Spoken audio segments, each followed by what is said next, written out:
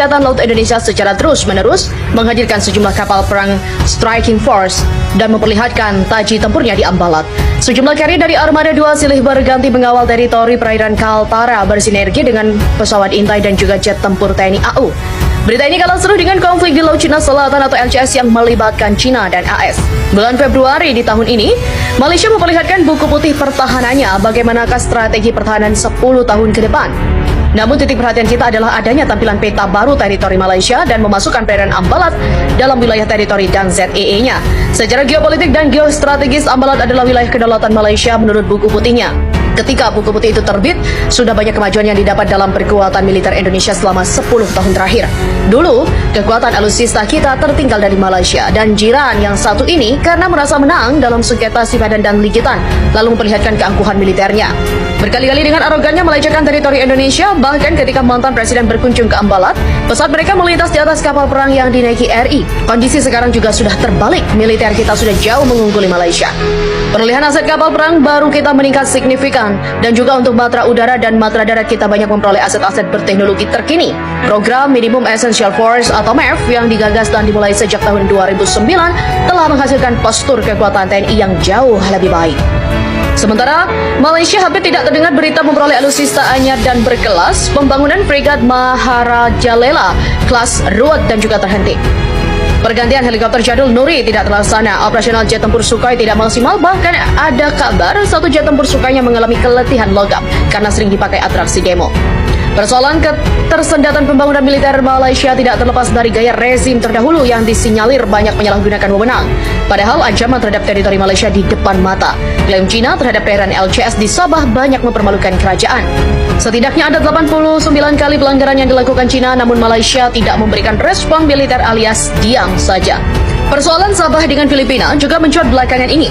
Berdasarkan catatan sejarah, Sabah bagi Filipina adalah wilayah bekas Kesultanan Sulu dan ini juga merupakan keancaman teritori kedaulatan Malaysia. Perkuatan militer Filipina saat ini juga harus diantisipasi Malaysia meski tujuan utamanya adalah untuk menghadapi Cina di LCS. Bisa jadi militer Filipina menjadi kekuatan penggentar untuk konflik Sabah kelak. Hampir semua negara ASEAN meningkatkan belanja militernya sementara Malaysia tertatih-tatih melakukannya. Persoalan kemelut politik di Semenanjung yang masih ruwet menyita energi konstruktif untuk negeri serumpun itu. Belum lagi letak geografi Sabah dan Ambalat yang jauh dari Semenanjung dalam bingkai strategi militer akan menyulitkan Malaysia manakala terjadi konflik di Sabah dan Ambalat. Indonesia punya pangkalan militer di Tanjung Pinang, Pontianak dan Natuna, bahkan Natuna mampu melakukan blokade militer jika memang diperlukan. Malaysia Semenanjung akan mengalami kesulitan dalam suplai militer ke Ambalat manakala terjadi konflik. Penyergapan yang dilakukan 2 jet tempur F-16 TNI AU terhadap Hercules Malaysia yang menuju ke Sarawak setahun lalu adalah contoh soalnya. Sekarang saja, Malaysia mengalami kesulitan dalam distribusi kapal perang dan jet tempur. Armada lautnya kekurangan kapal kombatan. Lalu bagaimana menjaga perairan Semenanjung, lalu terpotong jalur militernya ke Sabah dan Sarawak karena ada pangkalan militer Cina di Paracel dan Spratly, serta pangkalan militer Indonesia di Natuna. Makanya saat ini kehadiran Armada Laut Malaysia di Ambalat nihil, meski buku putih pertahanannya jelas memasukkan Ambalat sebagai wilayahnya. Artinya, buku putih itu tidak bergigi. Sementara kita sepanjang tahun ini mengawal ketat perairan Ambalat karena itu adalah wilayah Indonesia. Pelajarannya adalah apapun itu, kekuatan egois dan diplomasi sebuah negara harus diikuti dengan kekuatan militer yang setara. Civis pacem para belum adalah semboyan kewibawaan militer. Jika ingin damai bersiaplah untuk perang, diplomasi militer adalah menjalankan semboyan ini. Jika militer kita kuat dan disegani, maka kekuatan diplomasi kita juga disegani. Jadi sangat memungkinkan tidak terjadi perang karena masing-masing merasa segan. Contoh jelasnya adalah konflik India-Cina baru-baru ini. Karena saling segan yang terjadi kemudian tawuran antar personil yang menewaskan lebih dari 70 serdadu kedua negara bukan karena letusan senjata. Kehadiran sejumlah kri dan jet tempur di Ambalat adalah diplomasi militer untuk menunjukkan kekuatan militer Indonesia sekaligus untuk menegaskan maruah dan kedaulatan teritori NKRI. Ada dua hal yang menjadi faktor nihilnya kehadiran kapal perang Malaysia di sana, kurangnya armada kapal perang mereka atau merasa kalah mental teruji nyali dengan kapal perang kita. Armada Jaya TNI AL ternyata sudah bisa mengimbangi kekuatan Angkatan Laut Malaysia. Ya, Armada Jaya 2021 yang tengah dilakukan oleh TNI AL ternyata punya efek penggentar yang luar biasa di kawasan. Boleh percaya atau tidak, Indonesia melalui TNI AL mempunyai kapabilitas menggeser pasukan paling besar dan cepat se-Asia Tenggara. Pergeseran pasukan ini juga jelas sangat penting di mana TNI AL akan dengan mudah memindah-mindahkan kekuatan militer Indonesia di segala penjuru negeri. Maka mereka juga dilengkapi dengan kapal perang KRI jenis LPD dan LST untuk mengangkut material tempur kemanapun ke seluruh wilayah Indonesia. Contoh dalam Armada Jaya 2021 ini, TNI AL dengan mudahnya mengangkut ribuan prajurit Korps Marinir menuju Davos Singkap Riau. Bukan hanya prajurit saja, tank amfibi, artileri, helikopter hingga logistik sekalian dibawa. Dan ini juga sangat ringkas dan cepat dalam sekali jalan. Hal inilah yang membuat Filipina kesengsem dengan cara TNI AL memindahkan pasukan berjumlah besar dalam sekali waktu. Makanya Manila memilih membeli SSP PT PAL dan kegunaannya sama persis dengan LPD TNI AL, yakni menggeser material tempur ke sana kemarin. Namun kapabilitas Filipina juga belum sebanyak Indonesia lantaran mereka masih kekurangan unsur untuk mengakomodir kebutuhan pergeseran pasukan skala masif. Dalam Armada Jaya 2021, TNI AL mengerahkan hampir 33 KRI berbagai jenis. Di antaranya adalah KRI Remarta Dinata, KRI Bung Tomo, dan KRI Diponegoro. Dikutip dari @TNI_Angkatan_Laut, ke-33 KRI itu membentuk informasi tempur di mana kapal korvet, KCR, dan Light Frigate mengawal LPD mengangkut pasukan pemukul Korps Marinir yang nantinya akan melakukan pendaratan amfibi di Davos Singkap, Kepulauan Riau.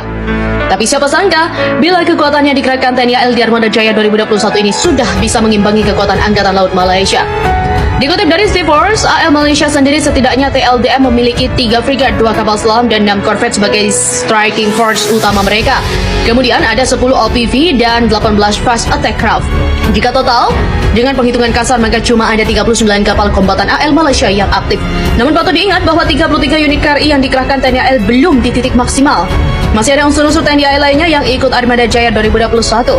Dan Indonesia menang telak dari Malaysia soal alutsista ini. Jadi pantas menjadi negara dengan militer terkuasa ASEAN. Indonesia saat ini menduduki peringkat 1 sebagai negara dengan kekuatan militer terbesar se-Asia Tenggara berdasarkan rilis Global Firepower. Dilihat dari peringkat keseluruhan di dunia, Indonesia berada pada urutan 16 dunia, masih berada di atas Australia dan Israel. Ada beberapa faktor yang menjadi dasar penilaian peringkat kekuatan militer dunia termasuk jumlah personil militer, jumlah alutsista, dan beberapa faktor lain. Prestasi Indonesia yang saat ini menjadi negara dengan kekuatan militer terbesar di Asia Tenggara melampaui negara-negara tetangga seperti Malaysia dan Singapura. Bahkan Malaysia ada di peringkat 44 dunia versi Global Firepower. Jika dirinci dari sejumlah alutsista dan personil militer, Malaysia memang masih kalah jauh dibanding dengan Indonesia. 322 unit tank, 1.430 unit kendaraan lapis baja, 153 unit artileri self-propel, 366 unit artileri derek, dan 63 unit proyektor roket. Sementara jumlah alutsista kekuatan darat Malaysia yaitu 48 tank, 1.380 unit kendaraan lapis baja, 196 unit artileri derek, 54 unit proyektor roket. Lalu untuk alutsista dalam kategori kekuatan laut, Indonesia juga lebih unggul dengan daftar 5 unit kapal selam, 7 unit frigat, 24 korvet, 10 unit mine warfare, 179 unit kapal patroli. Sedangkan Malaysia 2 unit kapal selam, 10 unit frigat, 6 unit korvet, 4 unit mine warfare dan 32 unit kapal patroli. Selain itu, dalam jumlah alutsista kekuatan udara, Indonesia juga masih unggul, yaitu 41 pesawat tempur, 38 unit pesawat serangan khusus, 64 unit pesawat angkutan, 17 unit pesawat misi khusus, 1 armada tanker, 188 unit helikopter, 15 unit helikopter serang, dan 109 unit pesawat latihan. Selain itu, jumlah alutsista Indonesia juga unggul dalam jumlah personil militer.